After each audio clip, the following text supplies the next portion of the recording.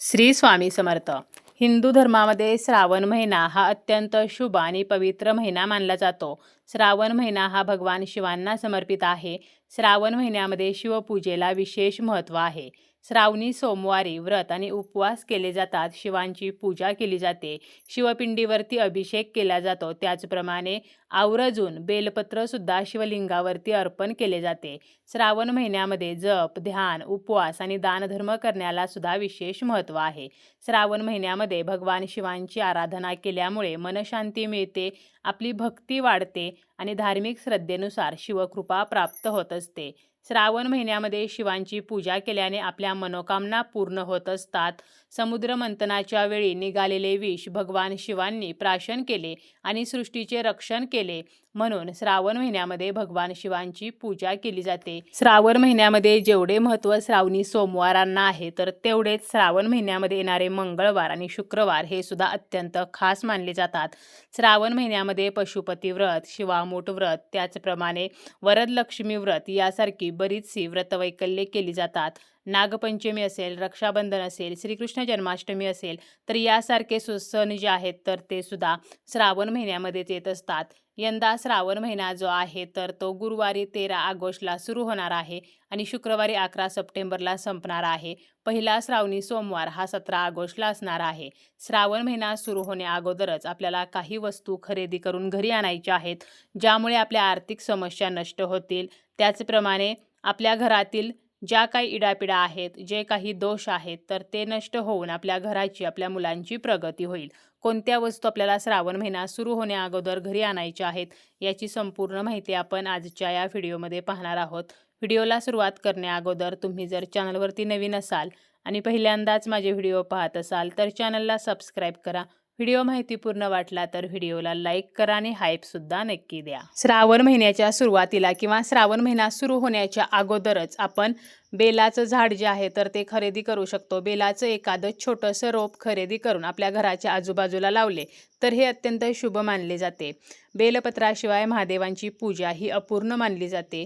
आपण जेव्हा कधी शिवपिंडीची पूजा करतो त्यावरती बेलपत्र आवर्जून अर्पण करत असतो आणि यावर्षी जर आपण बेलाचे झाड लावले तर थोड्या दिवसानंतर ते झाड मोठे झाल्यानंतर आपल्याला त्याचे बेलपत्र जे आहे तर ते सहज वापरता येईल आणि ते उपयोगीसुद्धा आपल्याला पडेल. त्यामुळे आपण बेलाचं झाड जे आहे तर ते लावू शकतो, जेणेकरून शिवांच्या पूजेसाठी आपल्याला बेलपत्र जे आहे तर ते मिळेल. त्यानंतर आहे ते म्हणजे आपण श्रावण महिना सुरू होण्या अगोदर शिवलिंगाची खरेदी करू शकतो.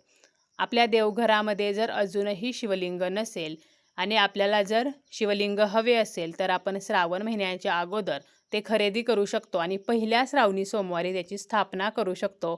किंवा आपण श्रावण महिना सुरू झाल्यानंतर जरी ते खरेदी केले आणि पहिल्या श्रावणी सोमवाराची आपण देवघरामध्ये जर या शिवपिंडीची स्थापना केली तर हे सुद्धा अत्यंत शुभ आहे. शिवलिंग जे आहे तर त्याची आपण पूजा केल्यामुळे आपल्याला शिवांचा आशीर्वाद मिळत असतो. धातूचे शिवलिंग किंवा पारद शिवलिंग जे आहे तर ते आपण आणू शकतो. नर्मदा नदीच्या पात्रातील दगडापासून बनलेले शिवलिंग जे आहे तर ते खूप शुभ मानले जाते आणि जेव्हा आपण शिवलिंग खरेदी करतो तर त्यावेळेला छोट्या आकाराचं ते खरेदी करायचं आहे. त्याचप्रमाणे शिवलिंग जे आहे तर ते आपण घरामध्ये फक्त शिवलिंग ठेवत नाही तर त्यासोबत शंकरांच्या कुटुंबाचा फोटो म्हणजे ज्यामध्ये महादेव आहेत, पार्वती आहे, गणेश, कार्तिकेय, तर असा फोटो जो आहे तर तो सुद्धा आपण ठेवत असतो. त्यामुळे शिवलिंग खरेदी करत असताना आपल्याला महादेवांच्या कुटुंबाचा फोटो जो आहे तर तो सुद्धा खरेदी करायचा आहे. धातूचे शिवलिंग जर आपण घेतले तर त्या शिवलिंगावरती एक सर्प देखील गुंडाळलेला असावा. तर अशा प्रकारे आपल्याला शिवलिंग खरेदी करायचं आहे. शिवलिंगातून प्रत्येक वेळेला ऊर्जेचा प्रवाह सुरू असतो आणि त्यामुळे आपण आपल्या घरामध्ये जर पूर्ण श्रद्धेने नियम पाळून शिवपिंडीची पूजा केली तर शिवांच्या आशीर्वादाने आपल्या मनोकामना पूर्ण होत असतात. त्यानंतरची वस्तू आहे ती म्हणजे आपण तांब्याचा कलश जो आहे किंवा तांब्याचं भांडं जे आहे तर ते सुद्धा खरेदी करू शकतो. शिवलिंगावरती जलाभिषेक करण्यासाठी तांब्याचे पात्र वापरण्याची परंपरा आहे. त्यामुळे श्रावण महिना सुरू होण्या अगोदर आपण नवीन तांब्याचा कलश किंवा नवीन तांब्याचं भांडं जे आहे तर ते खरेदी करू शकतो. त्यानंतर आहे ते म्हणजे रुद्राक्षाची माळ. ओम नमः शिवाय, तर या मंत्राचा जप करण्यासाठी ही रुद्राक्षाची माळ वापरली जाते. रुद्राक्षाला शिवांशी संबंधित पवित्र असे मानले जाते. त्यामुळे रुद्राक्षाची माळ जी आहे तर ती आपण खरेदी करू शकतो. रुद्राक्ष हे भगवान शंकरांचेच एक रूप आहे किंवा आपण पंचमुखी रुद्राक्ष जो आहे तर तो सुद्धा खरेदी करू शकतो.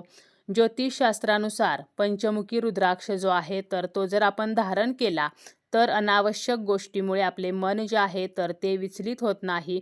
आपली आध्यात्मिक प्रगती होत असते. मानसिक शांतता आपल्याला मिळत असते. त्यामुळे जो व्यक्ती पंचमुखी रुद्राक्ष धारण करतो त्याला सुख, संपत्ती, समृद्धी प्राप्त होते. शिवांचा आशीर्वाद प्राप्त होतो. त्यामुळे पंचमुखी रुद्राक्ष जो आहे तर तो सुद्धा आपण खरेदी करू शकतो. त्यानंतर आहे ते म्हणजे रुद्रयंत्र. व्यसनमुक्तीसाठी, उत्तम आरोग्यासाठी रुद्रयंत्र जे आहे तर ते अत्यंत फायदेशीर आहे. रुद्रयंत्र घरात स्थापन केल्याने घरामध्ये खूप चांगले बदल होतात. या यंत्रावर अभिषेक करून ते तीर्थ हट्टी मुलांना किंवा आपल्या घरातील व्यसनी लोकांना जे धूम्रपान करतात, मद्यपान करतात तर अशा व्यक्तींना दिले तरीसुद्धा खूप चांगला फरक पडत असतो. रुद्रयंत्रावर रोज अभिषेक केल्याने आपल्या मनोकामना पूर्ण होत असतात. तापट हट्टी जे लोक आहेत तर त्यांच्यासाठी रुद्रयंत्रावरती अभिषेक केल्याचे चांगले फळ जे आहे तर ते प्राप्त होत असते. श्रद्धा आणि साधना असल्याशिवाय कोणतेही यंत्र हे कार्य करत नाही. यंत्र हे देवतेचे निवासस्थान असते. तर असे हे रुद्रयंत्र जे आहे तर ते सुद्धा आपण खरेदी करू शकतो. अजूनही जर आपल्या घरामध्ये अन्नपूर्णा नसेल तर आपण अन्नपूर्णेची मूर्ती खरेदी करू शकतो. अन्नपूर्णा हे माता पार्वतीचे एक रूप आहे. आपल्या हिंदू धर्मामध्ये अन्नपूर्णेला विशेष स्थान आहे. जो व्यक्ती खऱ्या अर्थाने अन्नपूर्णेची आराधना करतो, उपासना करतो, त्याचे घर नेहमी धान्याने भरलेले राहते. त्या घरामध्ये अन्नधान्याची कधीही कमी पडत नाही. अन्नपूर्णा ही अन्न, सौभाग्य आणि संपत्तीची देवी आहे. त्यामुळे आपण अन्नपूर्णेची मूर्तीसुद्धा खरेदी करू शकतो. आपल्या देवघरामध्ये अजूनही जर घंटा नसेल तर आपण घंटासुद्धा श्रावण महिना सुरू होण्या अगोदर खरेदी करू शकतो आणि श्रावणाच्या सुरुवातीला आपल्या देवघरामध्ये त्याची स्थापना करू शकतो. कारण घंटानाद केल्याने सर्व नकारात्मकता नष्ट होते. घंटानाद हा मंगलमय ध्वनी आहे. अजूनही जर आपल्याकडे शिवलीलामृत नसेल आणि आपल्याला जर ते शिवलीलामृत जे आहे तर ते वाचायचे असेल किंवा त्याचे पारायण करायचे असेल तर श्रावण महिना सुरू होण्या अगोदरच आपल्याला शिवलीलामृत हा जो ग्रंथ आहे तर तो खरेदी करायचा आहे. कारण याचे सुद्धा खूप फायदे आहेत. आपण जर शिवलीलामृताचे पारायण केले तर आपल्या कितीही कठीण इच्छा असतील तर त्या पूर्ण होत असतात. आपल्या देवघरामधला जर दिवा खराब झालेला असेल तर आपण श्रावणाच्या अगोदर नवीन दिवा असेल किंवा नवीन समई असेल तर ती खरेदी करू शकतो आणि संपूर्ण श्रावण महिन्यामध्ये आपण त्या दिव्याचा वापर करून आपल्या देवघरामध्ये दीप प्रज्वलन जे आहे तर ते करू शकतो. त्या दिव्याची पूजा करू शकतो आणि तो दिवा आपल्या देवघरामध्ये वापरू शकतो. तसेच आपल्याला श्रावण महिन्यासाठी लागणारं जे काही पूजेचं साहित्य आहे तर ते सुद्धा आपण श्रावण महिना सुरू होण्या अगोदरच खरेदी करू शकतो.